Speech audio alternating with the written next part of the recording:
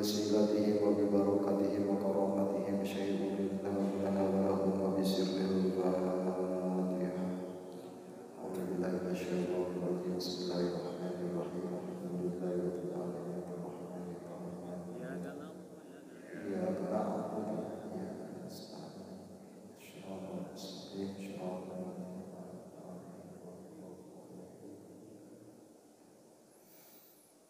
اللهم صل على محمد الفاتح لما أغلق والخاتم لما سبق ناصر الحق بالحق والهادي إلى صراطك المستقيم وعلى آله وأصحابه حق اللهم أكرمنا منك بنور الفهم وأخرجنا من الظلمات الوهم وارزقنا فهم النبي محمد وسلم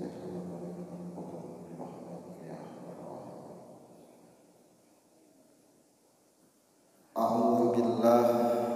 Bismillah. Alhamdulillah. Wassalatu wassalamu ala sayyidina Muhammad Abdillah wa ala alihi wa ashabihi wa mawalah. Amma ba'd.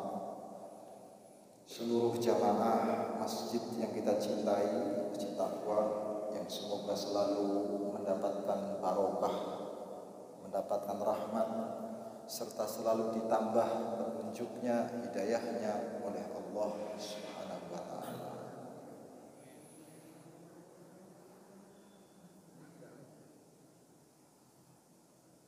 Malam ini kita akan melanjutkan pengajian yang lalu. Jadi agama, ini kaitannya sama agama, datang dari atas ke bawah. Makanya agama itu murni, buatan Allah Subhanahu wa ta'ala.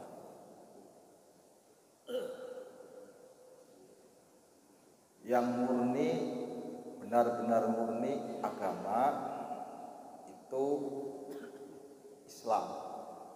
Selain Islam itu sudah buatan. Sehingga ada agama Yahudi, ada agama Nasrani, itu agama buatan semua. Artinya yang membuat adalah manusia. Tapi agama yang murni dari Allah itu agama Islam. Lah, untuk menjaga kemurnian agama, maka Allah mengutus satu rasul yang satu dengan rasul yang lain, saling bergantian. Rasul yang pertama itu Nabi Nuh alaihi salatu wassalam. Jadi kalau Nabi Adam itu makhluk pertama sebagai manusia juga sebagai nabi. Dalam pandangan ulama, beliau itu bukan seorang rasul, makanya tidak membawa syariat.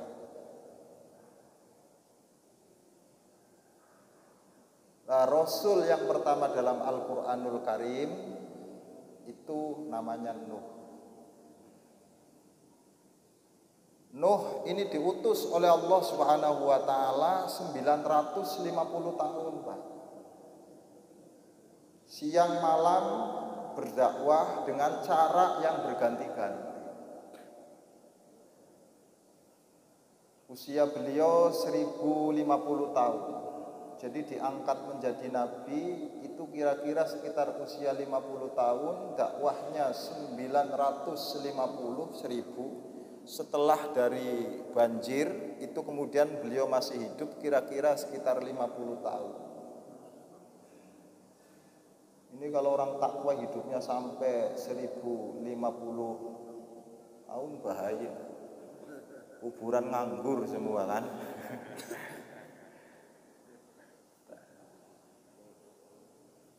Setelah Nuh alaihi salatu wassalam mengajarkan agama, mengajarkan tentang risalah yang benar-benar datang dari Allah Subhanahu wa ta'ala, maka Nabi Nuh difasilitasi oleh Allah Subhanahu wa ta'ala agar tidak sama dengan kaumnya. Sebab kalau Nabi atau Rasul sama dengan umatnya itu bahaya. Makanya ciri khas seorang kiai, ciri khas seorang ulama itu harus berbeda dengan umatnya. Tidak boleh sama, tidak boleh. Hanya kalau kita mempelajari Nabi, mempelajari para Rasul itu sebenarnya banyak keanehan-keanehan yang tidak bisa sebenarnya kita tiru. Contoh misalkan Nabi Ibrahim alaihi salatu wassalam, itu Rasul yang kedua setelah Nabi Nuh, kemudian ada Rasul lagi namanya Ibrahim ini ketika menikahi Hajar, itu awal-awalnya Saroh itu ya damai-damai aja. Namun begitu melihat kasih sayangnya Ibrahim terhadap terhadap Hajar itu lebih karena dia posisinya hamil, sementara Saroh nggak bisa hamil, mulai terjadi kecemburuan. Ini untuk bapak-bapak yang mau poligami mempraktekkan ini. Makanya jangan sampai ketika kita punya dua istri itu dicampur dalam satu rumah, mesti cakar-cakaran. Itu aja Buyong, harus dipisah jauh-jauhan, jangan satu rumah, bahaya. Maka Ibrahim melihat gelagat yang demikian itu, akhirnya memindah Dewi Hajar dari Palestina ke Bakkah. Mekah itu dulu namanya Bakkah. Nah, ketika beliau meninggalkan Dewi Hajar itu posisinya hamil tua. Hamil tua. Ditaruh di tempat yang tidak ada tumbuh-tumbuhan, ditaruh di tempat yang gersang, sendirian. Setelah menaruh Dewi Hajar di Bakkah, kemudian ditinggal sama Ibrahim sampai Ismail besar, baru ketemu sama Ibrahim. Makanya kalau misalkan ada orang metro ninggalin istrinya lagi hamil, terus tiba-tiba ketika besar baru pulang, itu ada sejarahnya. Tapi ini amaliyahnya Nabi, Pak, amaliyahnya Rasul, tidak boleh ditiru sama kita. Kalau kita semakin niru itu semakin bahaya. Ya, Rasul itu tingkatannya harus lebih tinggi daripada umatnya. Tidak boleh Rasul itu sama dengan umatnya, itu tidak boleh. Nanti kalau kita menyamai Rasulullah Shallallahu Alaihi Wasallam, itu kelasnya Rasul turun. Biarkan beliau tetap menjadi seorang Rasul, maka kita tidak akan pernah mampu menyamainya. Makanya ketika Rasulullah Shallallahu Alaihi Wasallam nggak punya duit, itu anteng. Lah kita tidak bisa kayak begitu, karena kita bukan seorang Rasul. Kemudian Rasul itu kalau berdoa, itu maaf ngomong, itu tidak bisa dilakukan sama kita, Ustadz Haris. Allahumma ahyini miskina, ya Allah jadikanlah kami orang miskin. Sampean berani doa demikian itu? Gak wani, Pak. Jangan ditiru, walaupun itu adalah doa dari Rasulullah Muhammadin Sallallahu Alaihi Wasallam. Kenapa? Rasul ini jadi orang kaya, itu mentalnya ya jadi orang miskin, mentalnya juga jadi. Kalau kita ini jadi orang kaya, mentalnya enggak jadi orang miskin, apalagi sulit ini tadi. Jadi orang kaya sombongnya Masya Allah, kan mental enggak jadi, Pak. Lalu jadi orang miskin ngeluhan terus. Makanya jangan coba-coba kita berdoa seperti Rasulullah, Allahumma ahyini miskina, ya Allah jadikanlah kami hidupnya penuh dengan kemiskinan. Gak bakal kuat. Itu kelasnya Rasul. Kelasnya Rasul Kang Kus, jadi sampai nggak usah macam-macam. Oke? Lah Nabi Nuh alaihi salatu wassalam itu berdakwah selama 950 tahun dengan metode dakwah yang berubah-ubah. Kenapa masalahnya? Karena umatnya banyak komennya. Dakwah. Ketika Nabi Nuh mengajak umatnya di siang hari, mengajarkan agama di siang hari, umatnya komen, wayahe kerja kok ngaji. komen. Nanti dirubah oleh Nabi Nuh, dakwahnya di malam hari, itu pun dikomen, wayahe turu kok. Tapi itulah kebenaran. Maka kerasulan itu dikatakan hebat kalau ada penantangnya. Kerasulan itu dikatakan hebat kalau ada yang mengingkarinya. Dari sinilah pertempuran antara kebenaran dengan kesalahan akan selalu terulang. Yang jelas Allah sudah mengatakan benar itu tidak akan pernah hilang. Dan benar tidak akan pernah salah. Serta benar tidak akan pernah kalah. Jadi kita menggunakan metode dakwah juga sama dengan berbagai macam cara. Namun ketika sudah menggunakan berbagai macam cara, itu tidak ada yang namanya itu kepastian bahwa kita berhasil. Karena keberhasilan dakwah itu adalah dari Allah Subhanahu wa Ta'ala. Sehingga Nabi Nuh dakwah 950 tahun itu hanya mampu mengajak umat itu 80. Itu pun sepasang-sepasang. Jadi 80 itu sepasang-sepasang, Pak. Selama 950 tahun. Itu kalau kita hitung, kalau kita nilai dari segi perjalanan itu gagal dakwahnya. Karena dikasih waktu 950 tahun hanya menghasilkan umat 80, itu pun pasang-pasangan. Ini kalau hitungannya waktu.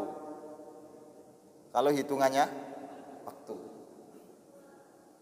Lah, setelah itu diteruskan lagi oleh Nabi Ibrahim alaihi salatu wassalam.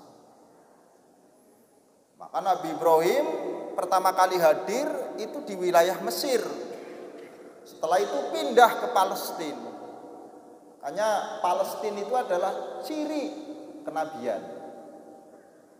Jadi seluruh para rasul, seluruh para nabi bisa dikatakan sah kenabiannya, kerasulannya kalau pernah ke wilayah Palestina. Jadi Palestina itu wilayah pembuktian seorang. Makanya Nabi Muhammad SAW itu 2 kali. Satu ketika beliau SAW masih kecil dibawa dagang oleh pamannya. Masih kira-kira usianya 6 tahunan. Dibawa dagang sama pamannya namanya Abu Thalib.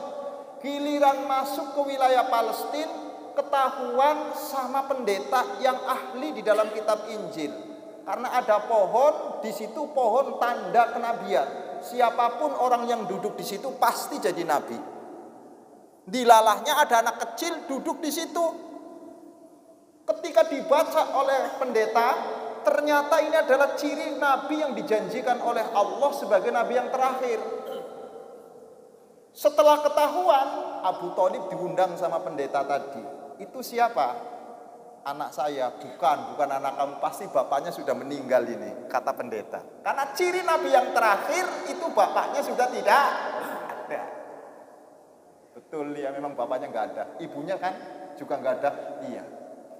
Saya pesan jangan sampai masuk ke wilayah Palestina. Sebab kalau sampai masuk, anak ini bakal dibunuh sama orang Yahudi. Sebab yang ditunggu-tunggu oleh orang Yahudi nabi terakhir adalah dari golongannya, sementara Muhammad bukan golongan Yahudi.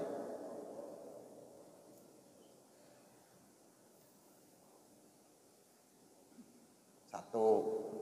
Yang kedua, ketika Rasulullah SAW melaksanakan Isra Mi'raj, dia harus ke Palestina dulu, Pak. Karena itu wilayah tentang masalah pembuktian seorang nabi dan pembuktian seorang rasul. Jadi bagaimanapun juga kita ngaku nabi, kalau belum ke Palestina gagal. Makanya Ahmad Musoddaq dulu itu Itu gagal jadi nabinya karena cuma tetapannya di Bogor saja.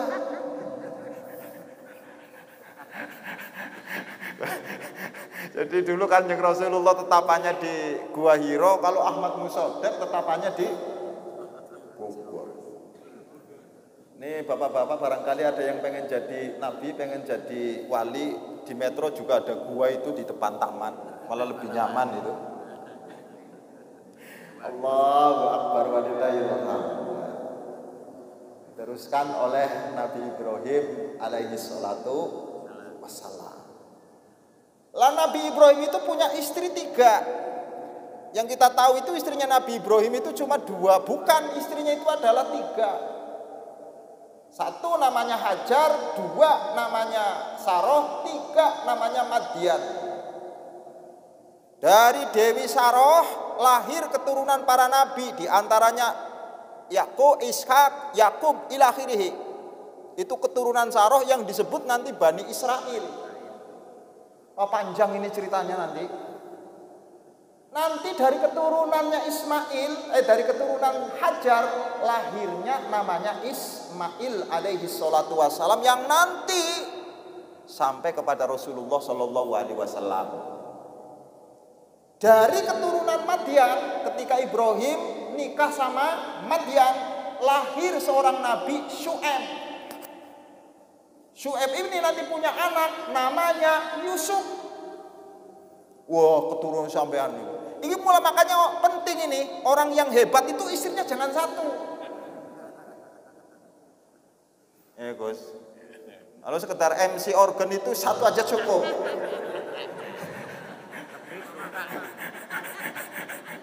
Masya Allah. Ini juga luar biasa, Pak. Sejarah ini ya luar biasa. Ini sebagai tamsil Ustadz Haris itu kalau bisa itu orang-orang yang hebat itu jangan punya istri 1, karena nanti keturunannya banyak. Dan itu insya Allah rata-rata akan jadi orang hebat. Nah, ini yang jadi masalah, orang nggak hebat istrinya banyak.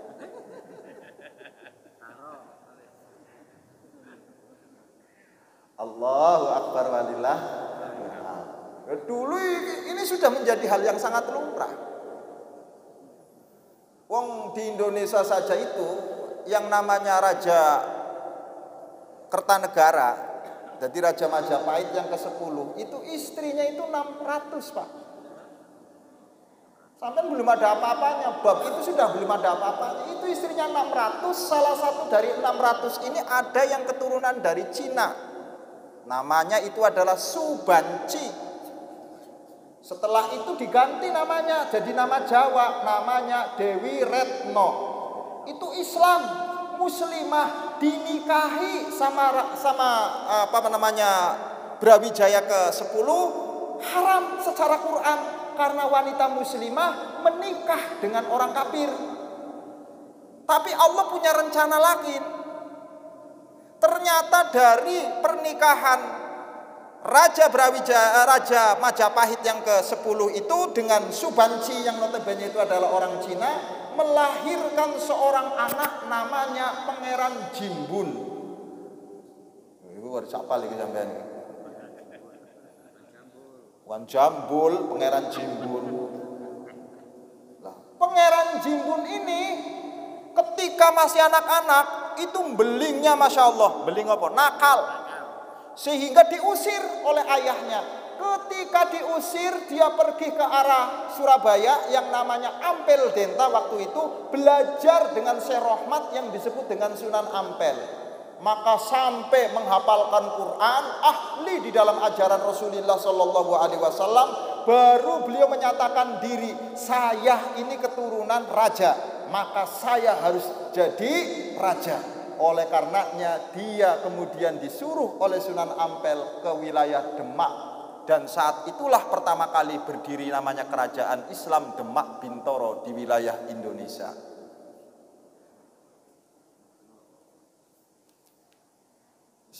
Gak usah diceritakan mana yang ya? Masya. Jadi selama ini kita keliru. Kalau yang membawa Islam itu Wali Songo itu keliru. Sebelum ada Wali Songo itu sudah ada ulama dulu. Wali Songo itu sudah generasi keberapa itu? cuma nggak tenar. Kayak saya lah ya, ini datangnya terlambat. Bila dibandingkan dengan orang alim-alim yang di metro itu kan datangnya lebih duluan, tapi kan tenarnya lebih tenaran saya. Mungkin kayak begitu, mungkin kayak begitu gitu. Jadi gitu terus.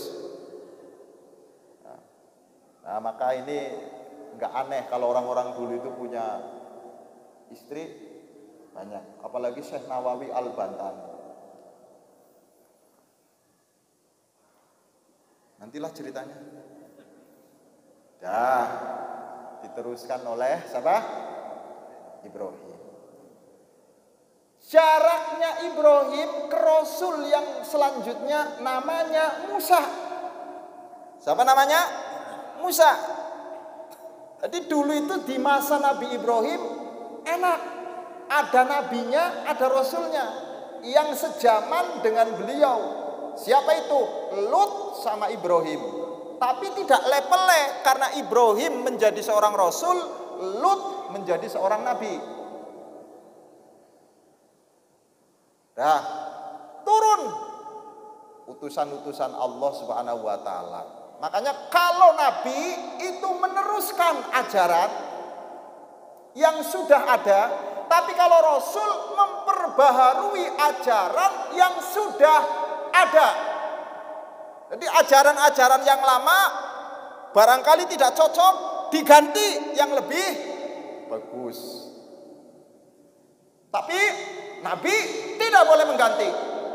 Yang punya wewenang adalah para yang punya wewenang adalah para rasul.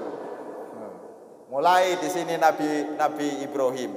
Ada syariatnya Nabi Ibrahim yang tidak diteruskan oleh Nabi Musa. Kenapa? Karena sudah tidak layak lagi di masa Nabi Musa.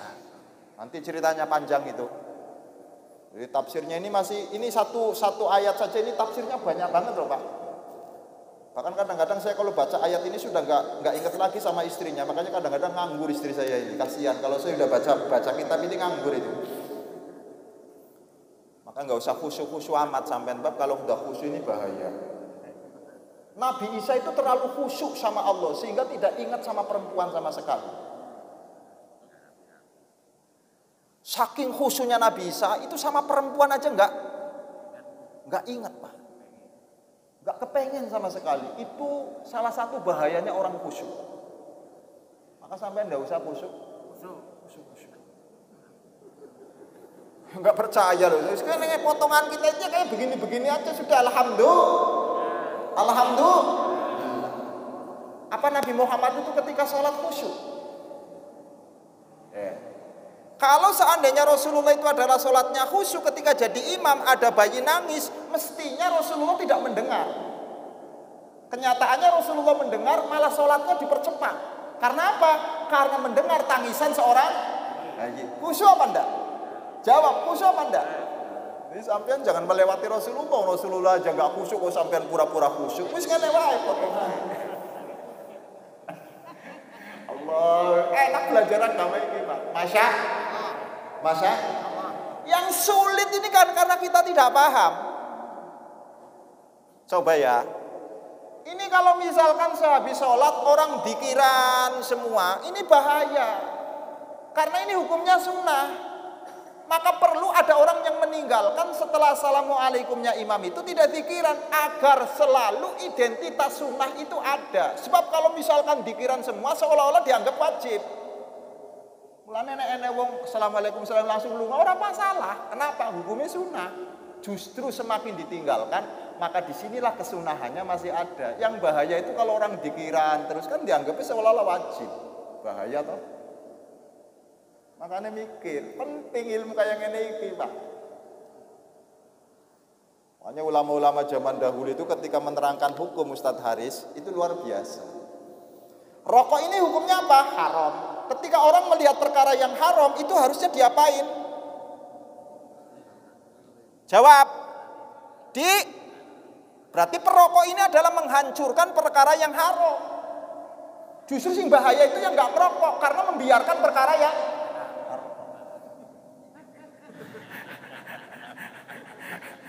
wah ini akal-akalan nih Mas. Masya Allah. Nantilah cerita bab kayak begitu nanti. Yang penting kita itu agama sudah nggak usah terlaluan. Ya kayak begini namanya beragama kita ini. Paham Pak? Jadi potongan kayak kita itu ya kebahagiaannya cuma kayak begini. Jadi kalau mencontoh seperti Rasulullah 100%, wallahi mustahil. Karena Rasul juga nggak mau disamakan dengan umatnya.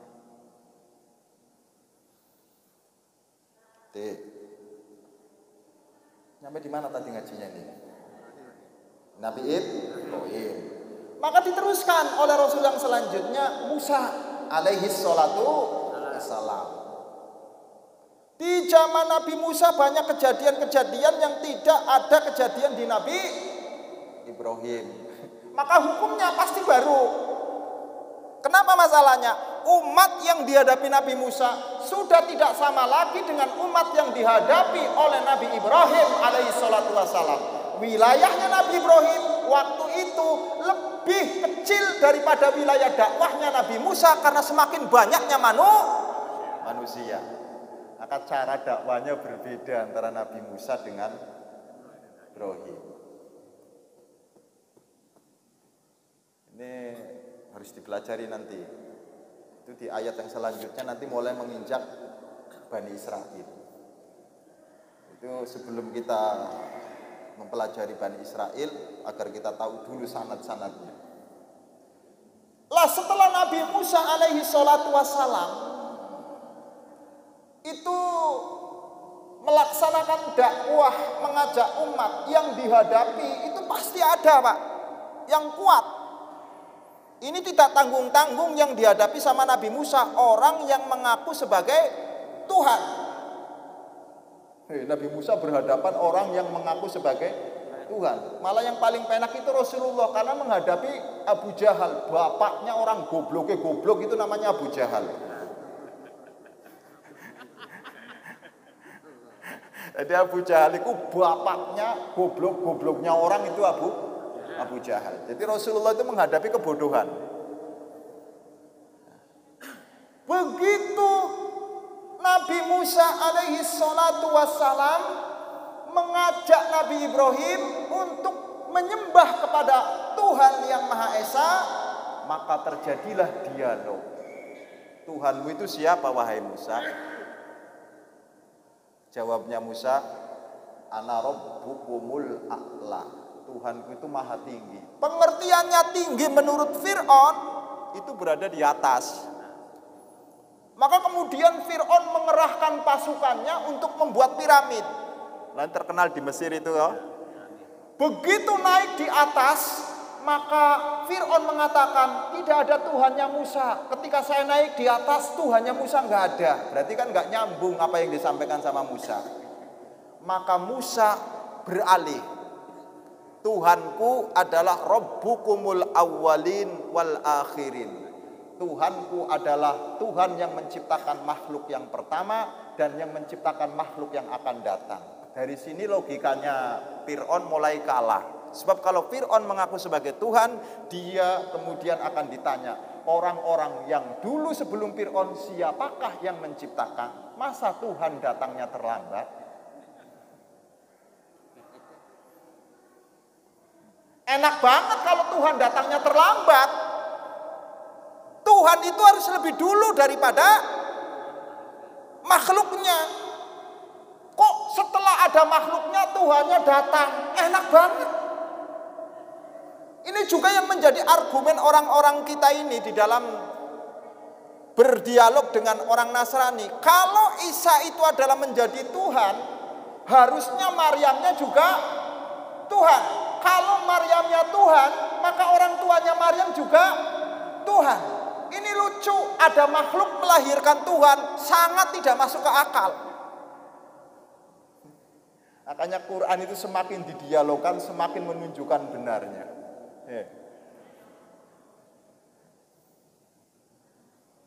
Jadi Tuhan itu datangnya nggak boleh terlambat, Pak. Paham? Setelah Nabi Musa alaihi salatu wassalam, karena argumennya Fir'aun itu terkalahkan oleh Musa, maka saat itu sebagian dari pengikutnya Fir'aun sudah mulai limbung dan mengakui tentang kerasulan Musa alaihi salatu wassalam. Sampai kemudian Musa dikejar. Jadi Musa itu dulu sebelum jadi nabi, Ustadz Haris, itu terjadi yang namanya kejadian antara Bani Israel dengan suku Kiptin. Itu perang. Begitu perang karena Musa itu adalah berasal dari Bani Israel, melihat kaumnya ditindas sama suku Kiptun, memukul, setelah dipukul ternyata kemudian langsung mati, maka berita ini nyampe kepada Fir'aun. Begitu nyampe kepada Fir'aun, maka menyuruh pasukannya untuk membunuh Musa.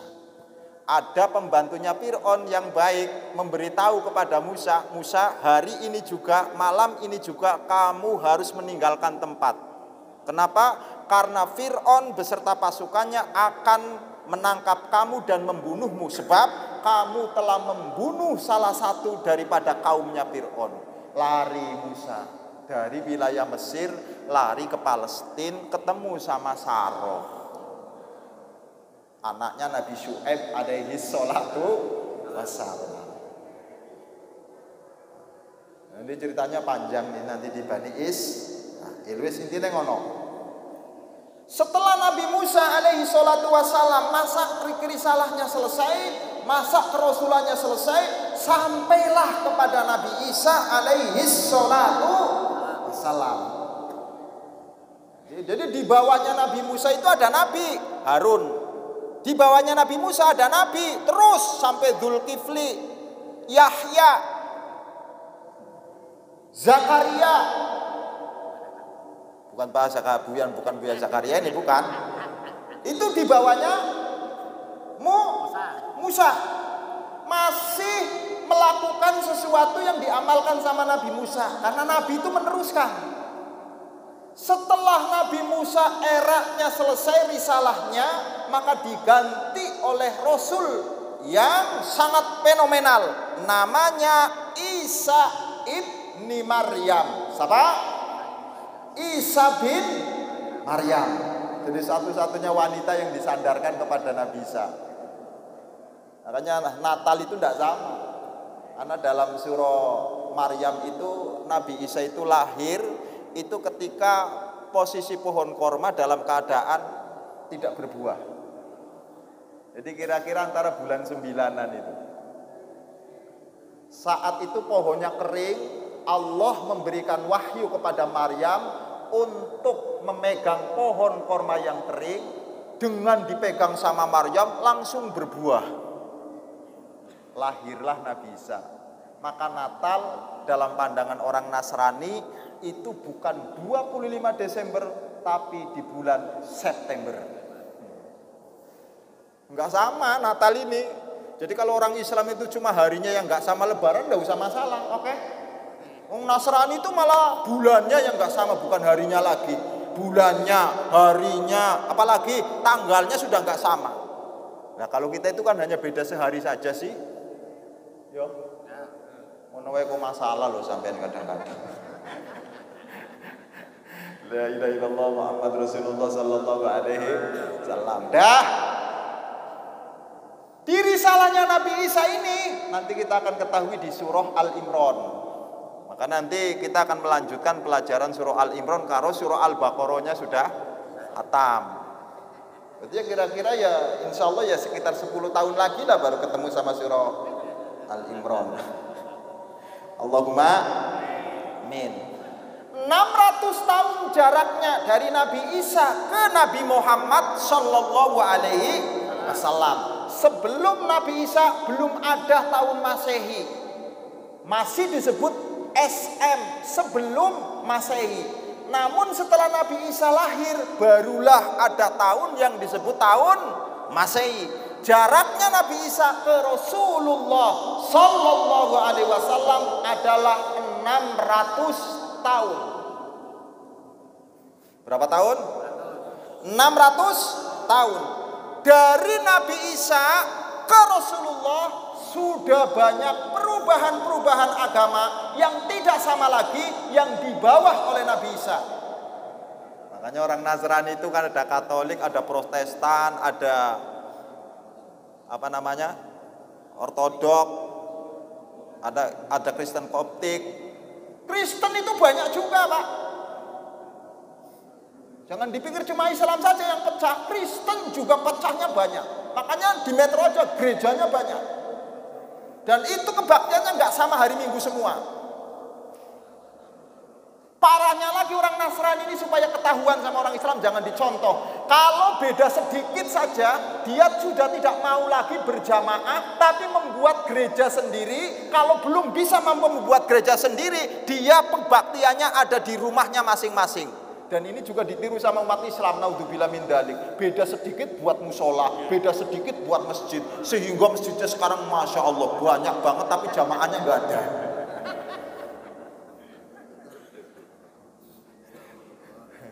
Ini pelajaran penting, kita jangan ditiru yang demikian itu. Beda-bedanya cuma di Islam itu tipis-tipis saja, kunut nggak kunut. Ya wajar, karena kunut itu bisa hukumnya sunnah, bisa tidak. Ngono wae kok bermasalah loh sampai. Masya. Beda-bedanya cuma tipis-tipis di Islam ini. Enggak usah dipermasalahkan. Wong beda itu pasti. Malah kalau semuanya sama itu enggak bagus, enggak. Harus ada yang beda. Oke? Ngono wae bermasalah. Ini malah ya. Nabi Muhammad sallallahu alaihi wasallam lahir di tahun 625 Masehi. Berapa? 625 Masehi. Kalau hitungan hijriahnya sekitar 575. Ini sebelumnya hijrah. La ilaha illallah. Berarti jaraknya Rasulullah ke kita itu sudah berapa tahun, Pak? Bukan tahunan lagi, sudah berapa abad? Sekarang tahun 2022. Kalau seandainya Rasul itu lahir di tahun 600-an, berarti sudah berapa abad kita ditinggalkan sama Rasulullah Sallallahu Alaihi Wasallam. Ini sebagai bukti bahwa Islam tidak tergantung kepada Rasul, Islam tidak tergantung sama kiai, Islam tidak tergantung sama ulama. Seandainya Islam bergantung kepada Rasul, mestinya setelah ditinggal Rasulnya, Islamnya tidak ada. Justru hebatnya, semakin ditinggal Rasulnya, Islam semakin menyebar. Semakin tidak ada kiainya, semakin menyebar Islamnya. Kenapa? Karena Islam adalah miliknya Allah Subhanahu wa ta'ala. Dari sini akan kita masuki faman tabi'a hudaya fala khaufun alaihim walahum yahzanun. Nanti kisahnya yang akan datang. Ini belum selesai belum? Kalau dirinci-rinci nanti sampai nggak pulang-pulang, kasihan istrinya. Ya supaya dapat kebahagiaan semua, mudah-mudahan ngaji kita ini mendapatkan keberkahan dari Allah Subhanahu wa ta'ala. Intinya kita di dalam ngaji ini bukan untuk membenarkan diri kita, tetapi untuk mencari pengetahuan yang selama ini belum kita ketahui. Mudah-mudahan pengetahuan yang kita ketahui ini mampu mendekatkan diri kita kepada Allah Subhanahu wa ta'ala. Assalamualaikum warahmatullahi wabarakatuh.